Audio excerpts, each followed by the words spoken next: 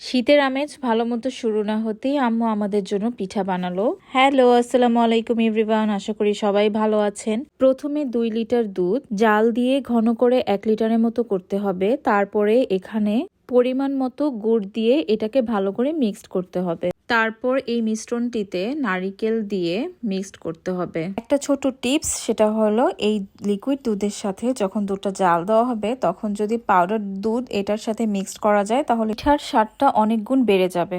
এরপর এই মিশ্রণটিতে আমি তাল অ্যাড করছি। আম্মু আগে থেকেই তালটাকে সুন্দরভাবে নিয়ে রেখেছিল, যার জন্য আর কি আমি খুব ইজিলি তালটাকে অ্যাড করে দিচ্ছি। আর এটা আপনারা যতটুকু তাল লাগবে ততটুকুই আপনারা এখানে অ্যাড করবেন। আসলে পরিমাপটা আমার মা ভালো করে বুঝছিল, যার জন্য আমি যখন অ্যাড করছিলাম আম্মু বলছিল যে হ্যাঁ দিয়ে যাও। পরিমাণ মতো তাল দিয়ে আমি এই মিশ্রণটাকে খুব ভালো করে মিক্সড করে নিব। আপনাদের হয়তো প্রশ্ন আসতে পারে যে এটা কি পিঠা।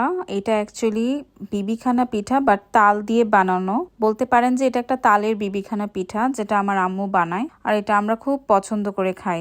আমার রেসিপিটা দেখে আপনারা সবাই ট্রাই করতে পারেন, আমার কাছে মনে হয় আপনাদেরও খুবই ভালো লাগবে।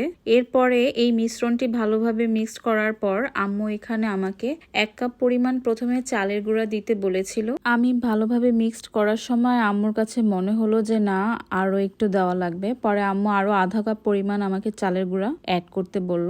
আমি 1.5 কাপ পরিমাণে মোট এখানে চালের গুঁড়া দিয়ে এটাকে খুব ভালো করে মিক্সড করছিলাম, কারণ এইটাকে আমি চেষ্টা করব খুব সুন্দরভাবে মিক্সড করতে। আর বাকি যেগুলা এখানে ভালোভাবে মিক্সড হবে না সেটা আমি চুলায় যখন বসাবো ওখানে ভালোভাবে মিক্সড করে নেওয়া যাবে। আমি এখানে প্রয়োজন মতো একটু লবণ অ্যাড করে নিব এবং এটাকে চুলায় বসিয়ে দিব।